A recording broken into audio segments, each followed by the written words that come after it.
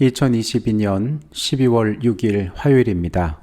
함께 하신 모든 분들을 환영합니다. 기도하시고 이 시간을 시작하겠습니다.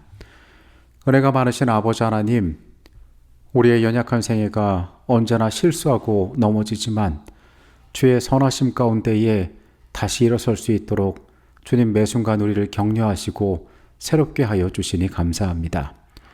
중보하시는 그 간구 가운데 이 하루도 용기를 얻고 우리가 다시 일어나 살아가기를 원하오니 하나님, 하늘의 거룩한 것들로 삶을 새롭게 하시고 주의 안에서 빛나고 가치 있게 살아가는 것이 어떠한 것인지 우리로 깨닫게 하여 주시옵소서. 우리가 연약하지만 주의 앞에 쓰임받기를 원합니다. 우리의 간절한 마음들 주님 헤아려 주시고 하나님 앞에 귀에 쓰일 수 있도록 우리를 준비시켜 주시옵소서. 주의 말씀 가운데 길이 있고 해답이 있음을 우리가 믿습니다. 우리가 주님 앞에 나올 때에 삶의 부족을 채울 수 있음을 믿습니다. 이 시간 우리에게 말씀하여 주시옵소서. 거룩하신 예수 그리스도 이름으로 기도합니다. 아멘. 티베트 불교의 최고 지도자로 달라이 라마라는 존재가 있습니다. 종교는 물론이고 정치적으로도 권력이 통합된 가장 강력한 영향력을 지닌 존재가 바로 달라이 라마입니다. 아주 특이한 점은 이 지도자의 자리가 환생을 통하여 이어진다는 점입니다. 세계 여러 종교가 있지만은 환생을 통하여 지도자가 이어진다는 이야기는 들어보신 적이 없을 것입니다. 현직 달라이 라마가 죽게 되면 나름의 절차를 통하여서 환생한 달라이 라마를 찾아서 사람들은 나서게 됩니다. 이러한 과정을 통하여 뽑히게 된 사람은 선대에 이어서 달라이 라마의 역할을 수행하게 되는 것입니다. 이런 과정들을 거쳐서 지금의 달라이 라마는 14대 달라이 라마입니다.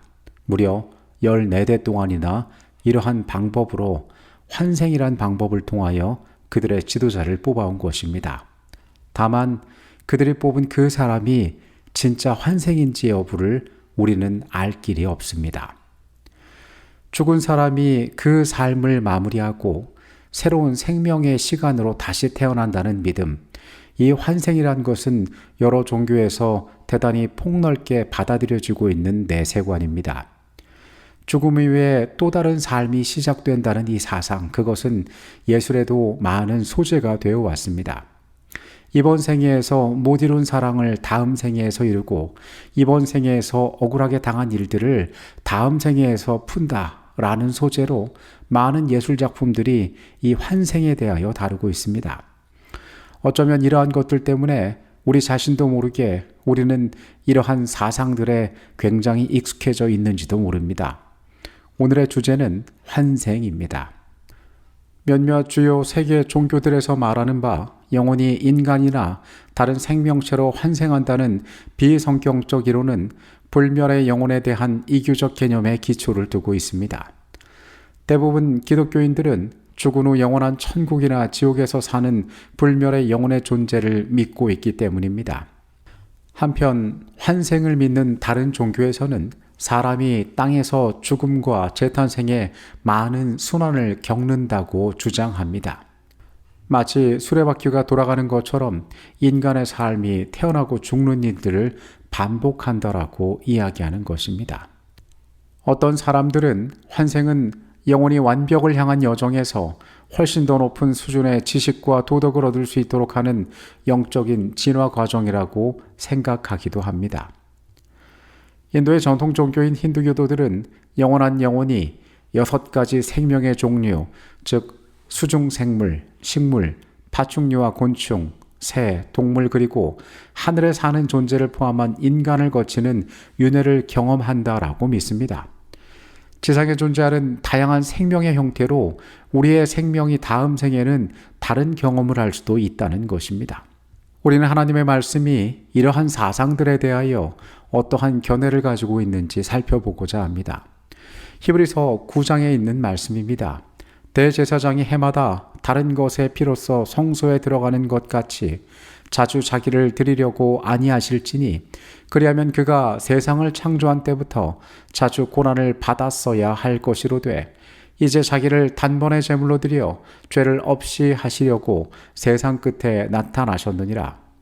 한 번 죽는 것은 사람에게 정하신 것이요 그 후에는 심판이 있으리니 이와 같이 그리스도도 많은 사람의 죄를 담당하시려고 단번에 들으신 바 되셨고 구원에 이르게 하기 위하여 죄와 상관없이 자기를 바라는 자들에게 두 번째 나타나시리라.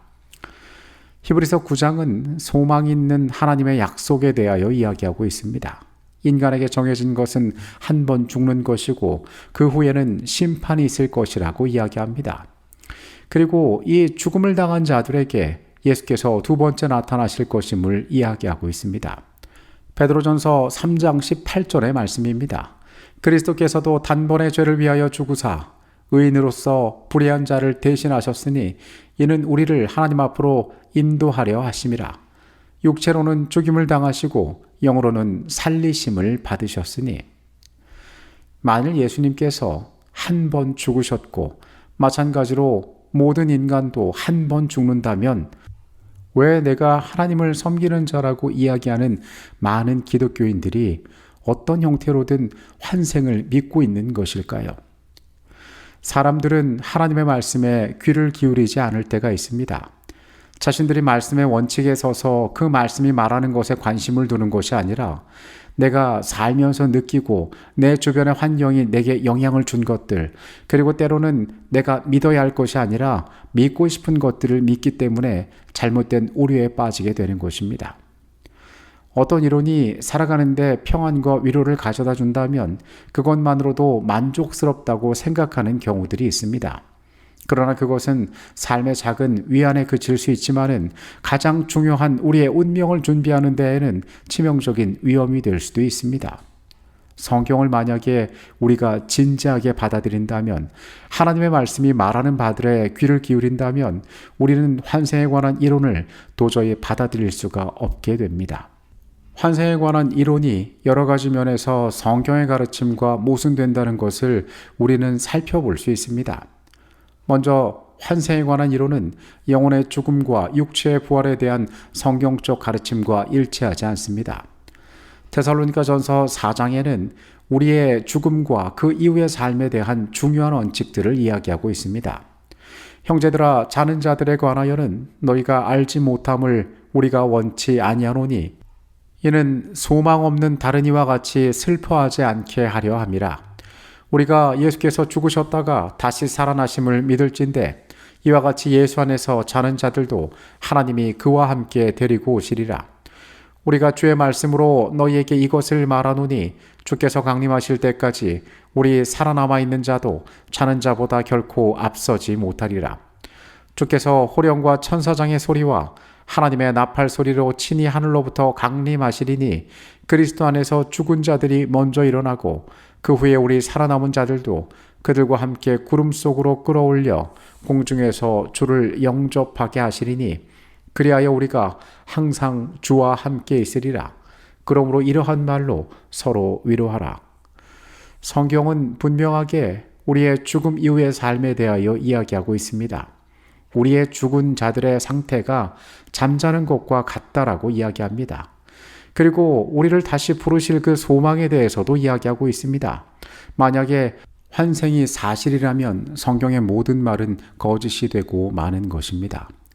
두 번째로 그와 같은 주장은 예수 그리스도의 구속사역에 대한 믿음을 통해 은혜로 구원받는 구원의 교리를 부정하고 인간의 업적을 그 자리에 대신 갖다 놓는 것입니다.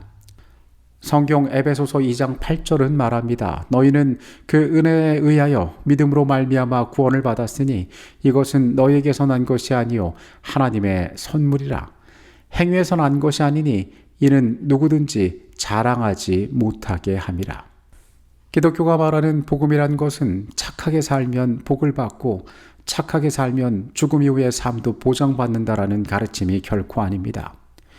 대부분의 환생은 그가 살았던 이 생의 경험을 바탕으로 그의 생애를 평가하여서 다음 생애에 어떠한 존재가 될지를 결정한다고 가르칩니다. 자신의 삶의 공로로 말미암아 다음 생애가 결정된다고 주장하는 것입니다. 이것은 구원이 우리에게서 난 것이 아니라 하나님의 선물이라고 말하는 성경의 가르침과 정면으로 배치되는 것입니다. 셋째로 이 환생의 이론은 사람의 영원한 운명이 각자의 생애를 통한 선택으로 영원히 결정된다는 성경적 가르침과 배치됩니다. 마태복음 22장에는 혼인잔치의 비유가 나와 있습니다. 기름을 준비한 슬기로운 여인들의 이야기가 나와 있는 것입니다. 하나님의 나라를 준비하는 삶의 모습들에 대하여 나타내 보이고 있습니다. 마태복음 25장에는 양과 염소의 비유가 나와 있습니다. 이 22장과 25장의 비유 모두 우리에게 주어진 한 번의 인생의 시간 가운데 우리의 삶이 준비하고 결정하는 것들이 우리의 영원한 시간을 결정할 것이라고 이야기합니다. 그런데 환생은 다음 기회가 있다라고 이야기합니다. 기회가 반복되어진다고 이야기합니다. 성경의 가르침과 같지 않은 것입니다. 네 번째로 이 환생의 이론은 그리스도의 재림의 의미와 타당성을 가볍게 만듭니다. 우리가 아는 재림의 허락이 요한복음 14장 1절로 3절에 나와 있습니다. 하늘에 가셔서 우리를 위하여 집을 예비하시고 때가 되면 우리를 그곳에 있게 하시겠다고 예수님께서 약속하셨습니다. 그런데 환생의 이론 가운데에는 하늘이 존재하지 않습니다. 아버지의 준비하신 집이 필요하지 않습니다. 이 지구에서 반복하여 영원히 살기 때문에 그렇습니다. 만약에 그것이 사실이라면 예수의 약속은 거짓이 됩니다. 재림은 있을 수 없는 사건이 되고 말 것입니다. 다섯째, 그 이론에서는 전생에 부족했던 점을 극복할 수 있는 다른 기회가 있다라고 말합니다. 즉 환생을 통하여서 이전의 세계에서 비틀어졌고 꼬였던 인생의 문제들을 해결한다라고 이야기하는 것입니다. 그러나 이것은 앞서 우리가 열거한 성경의 가르침들처럼 하나님께서 우리에게 하신 말씀과 매우 다르다는 것을 발견하게 됩니다. 히브리서 9장 27절은 선명하게 말하였습니다. 한 번 죽는 것은 사람에게 정하신 것이요 그 후에는 심판이 있겠다라고 이야기했습니다. 한 번 주어진 삶의 끝에는 더 이상의 구원의 여지가 존재하지 않습니다. 생을 마감한 자들은 잠자는 것과 같이 심판의 순간들을 기다리는 것입니다. 이것이 인생의 마지막이라고 성경은 말합니다.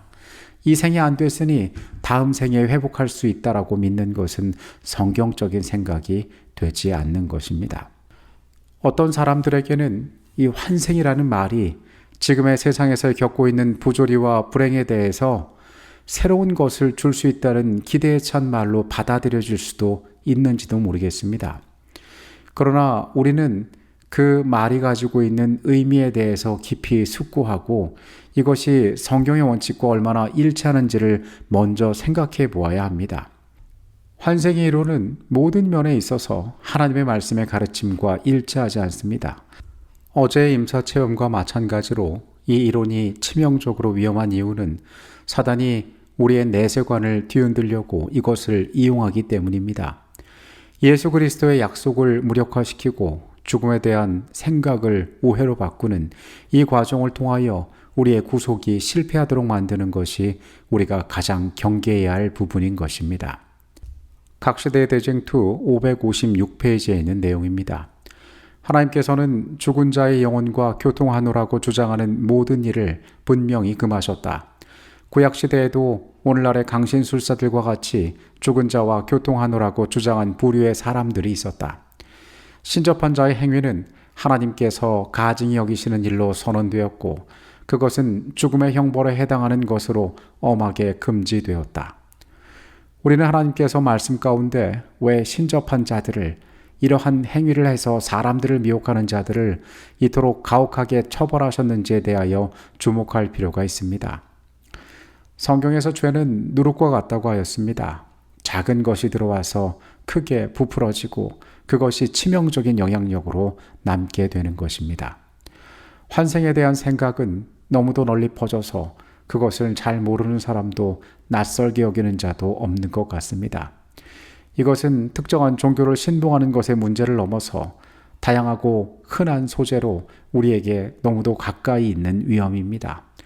오늘 우리는 말씀의 원칙에 근거하여 이것들의 오류에 대해서 올바로 알고 우리의 영적인 건강을 위하여 경계하는 마음들을 가져야 할 것입니다.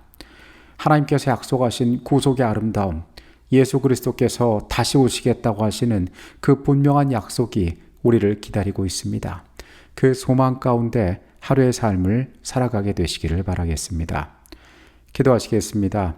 아버지 하나님, 우리가 어쩌면 너무도 쉽고 흔하게 접하기 때문에 그 위험들을 잘 모르고 살아가는지도 모르겠습니다. 한 번 죽는 것은 사람에게 정하신 것이고 그 후에 심판이 있겠다고 하신 성경의 말씀대로 우리가 원칙 위에 서서 하나님의 말씀을 기억하며 살아가게 하여 주시옵소서.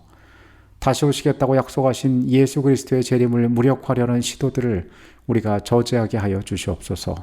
하나님께서 베푸신 아름다운 구원을 기다리는 주의 백성들 되게 하여 주시옵소서. 거룩하신 예수 그리스도 이름으로 기도합니다. 아멘.